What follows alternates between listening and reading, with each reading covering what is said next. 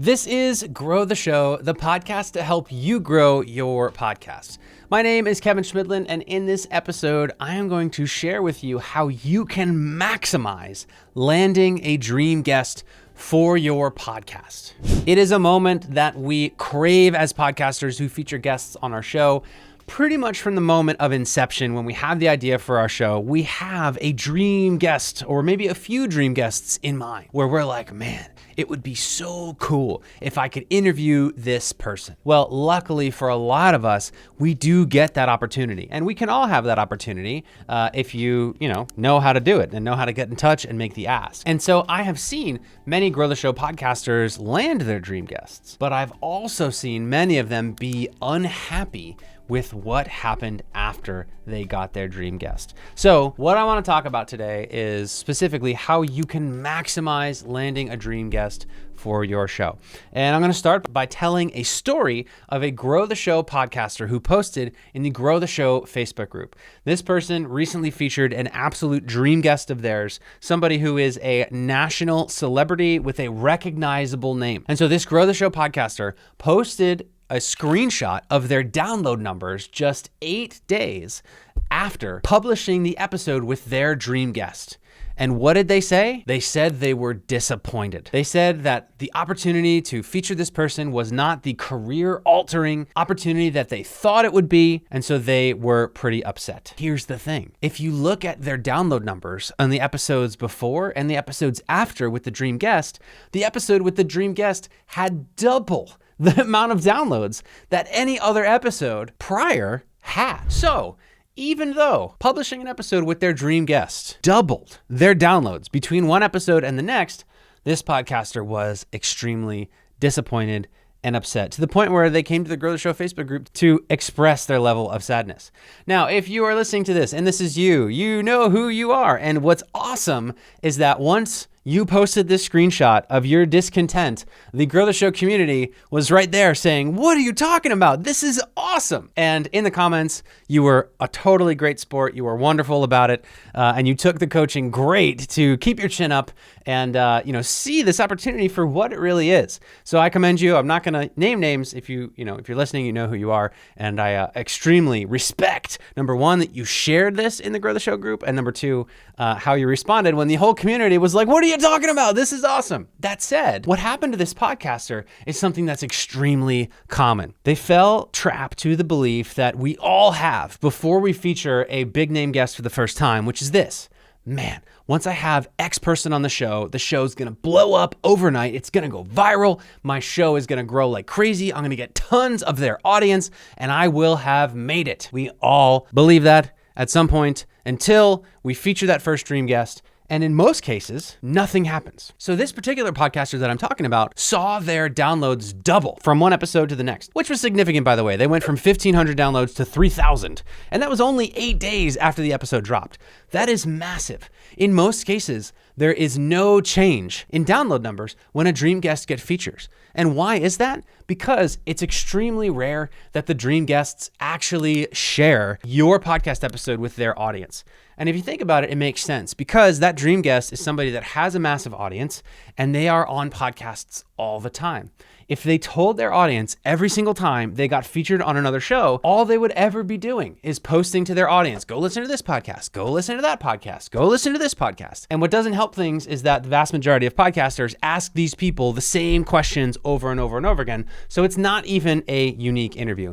Now, I'm not saying the specific podcaster that I'm talking about, that is the case. I haven't heard their interview with their dream guest, but that is often the case that podcasters land a dream guest, get them, ask them the same questions that dream guest has ever been asked before.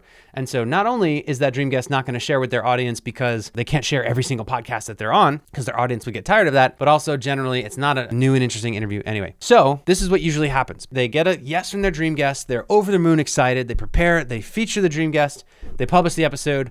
Crickets, nothing changes, and that podcaster's dream of their show blowing up, quote unquote, overnight is dashed, and many people are super discouraged by that. So what can you do then to truly maximize landing a dream guest on your podcast? Well, what I'm about to share fits into two buckets of advice, two buckets of what you can do.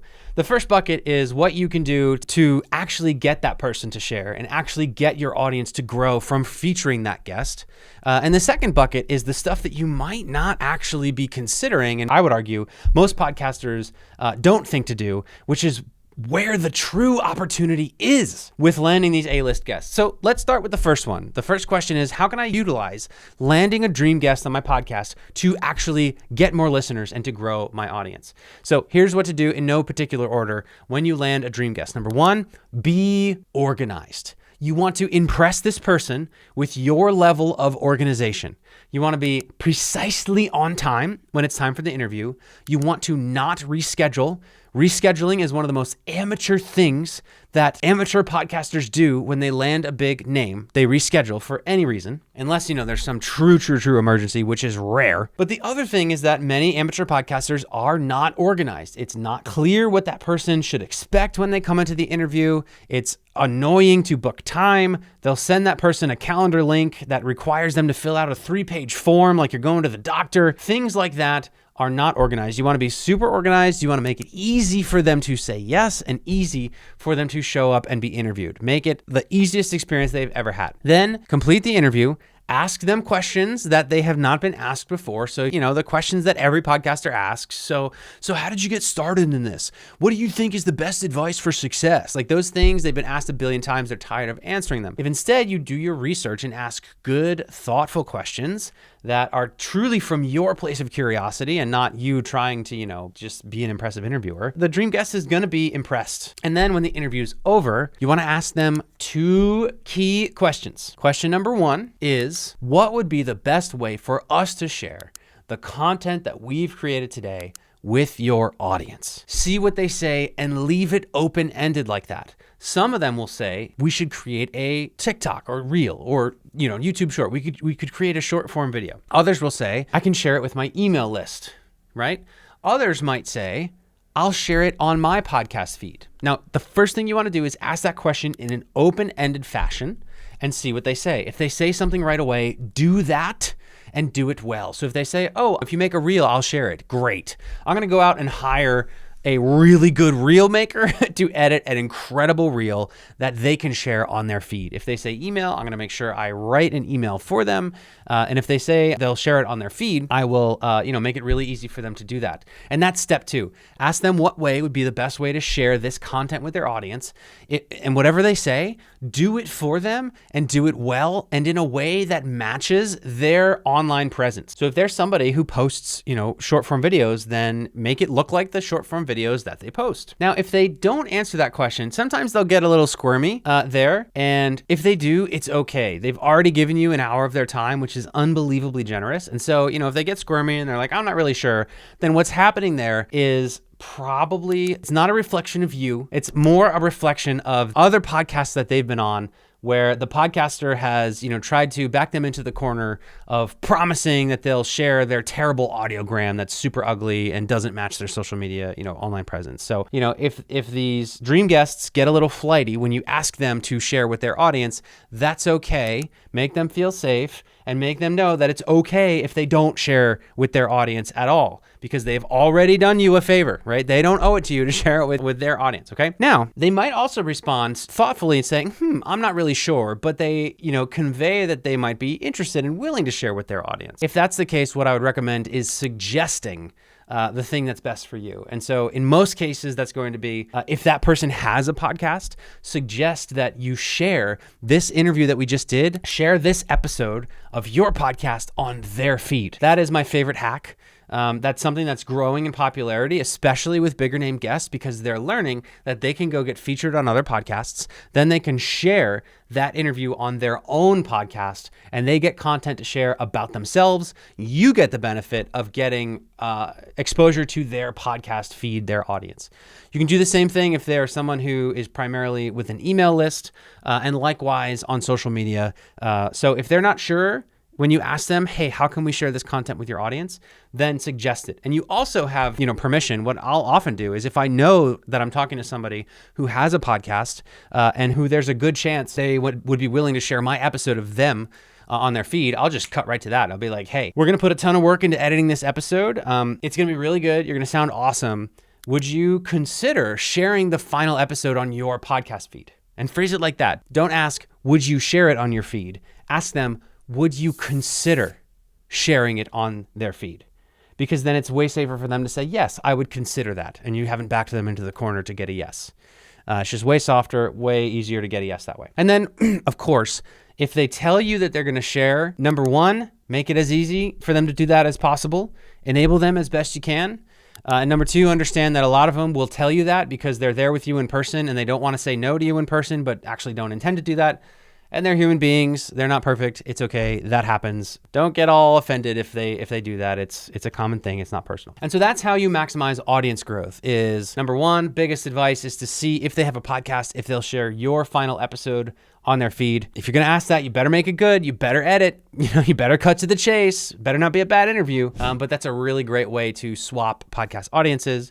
And otherwise, ask them the best way to share, and whatever they tell you, do it. So that's how you can maximize audience growth as you feature a dream guest. But even then, it's common that nothing will happen, that they won't share, and that you won't really notice any difference immediately, right away, in your download numbers by featuring this guest. And remember, that makes sense. Your show is not plastered on the front page of newspapers or on the homepage of Instagram or TikTok or Twitter. When you feature this person on your show, nobody's going to know unless you or that person tells everybody, right? So just keep that in mind. It's not going to be this thing that just blows up overnight. But here's how to really, in my opinion, how to really maximize landing an A-list guest, a dream guest on your podcast. Here's the key thing to understand. When you feature a big name, recognizable guest on your podcast, once you feature just one of those A-list guests, then that unlocks your ability to feature other A-list guests. Because if you make a list of 100 dream guests of your show, before you feature any of them, only like maybe 2 to 3 of those people would be willing to come on your show while you're a new, unproven podcast. But once one of them does, that unlocks another collection of like 5, 10, maybe even 15 other dream guests who ordinarily would tell you no. But once they find out that the other dream guest that you had was also on your show and that you landed that person, they're like, oh, well, if they'll come on the show, I'll come on the show. So that unlocks that echelon of dream guests. Then suddenly you've had 5 dream guests, and then you can approach others and say, look at these 5 people that I've had. And then it becomes a no-brainer to come on your show, and it actually flips and it makes them credible to be on your show. That is a magic place to be. That does not happen, however, overnight. And so what you want to do to really maximize and squeeze the most juice out of the lemon when you do land an amazing guest is, number one, have patience. Keep in mind that by featuring that dream guest, you have unlocked a new tier of other dream guests who would have otherwise told you no, but now will tell you yes. And so I would immediately, as soon as that dream guest is featured, start inviting other dream guests, because the first dream guest's episode is so recent. Recency gives you a boost. So if you say, hey, I just had dream guests on my show last week, that will give you a little bit of a boost and even more possibility that your other dream guests will say yes. In addition to that, if you have sponsors, or if you ever want to have sponsors in the future, you'll want to tell those sponsors that you featured this A-list guest. So it'll not only give you credibility with other A-list guests, it'll give you credibility with sponsors. Third thing, if you have any sort of email list or automation on an email list or a drip or anything like that, I would add the episode with the dream guest to that drip. So I would make it so that anybody who ever joins my newsletter in the future will get emailed a link to listen to this episode, because likely that person knows that dream guest. And so right away you're like, hey, listen to my amazing podcast with this incredible person. That will get those people in the door to listen to more episodes. I would reshare the dream guest episode with my audience on social media regularly. So I would not only promote it the week that it comes out, but periodically forevermore. I would republish that episode to my feed at minimum 6 months after it airs. But generally you can do 6 to 12 or 18 months later, publish it again to get another credibility boost and put that name back to the top of your feed. I would then, after that guest is featured, research all the other podcasts that dream guest has been on. To do that, all you have to do is use a tool like Listen Notes. You could search that person's name and see all the podcast episodes that person has appeared on. You can also simply use Apple Podcasts and search that person's name. And if you sort by episodes, it'll show you in order of show size, generally, the other shows that person has been on.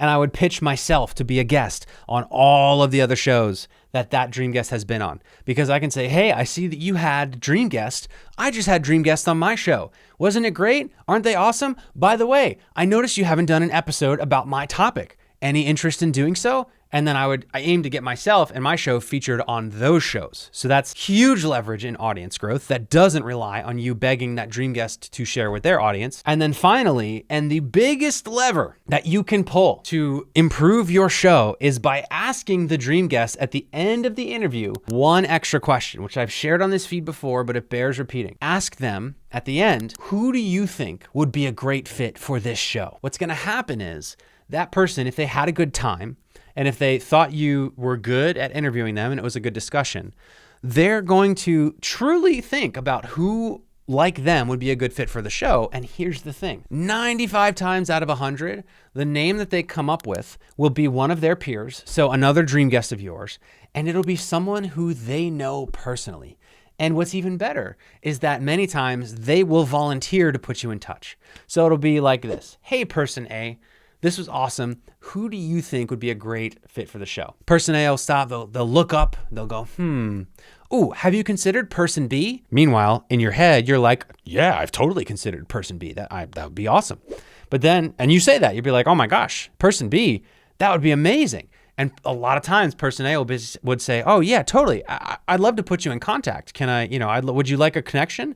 To which point you say, yes, please, and thank you. And then you offer to send them an email requesting the connection. So remember, make it easy. Anytime a dream guest tells you they're going to do something, you want to do everything in your power to make it easy for them to do that thing. And so if you were my dream guest and you said to me, Kevin, I would love to put you in touch with person B, I'll say, awesome.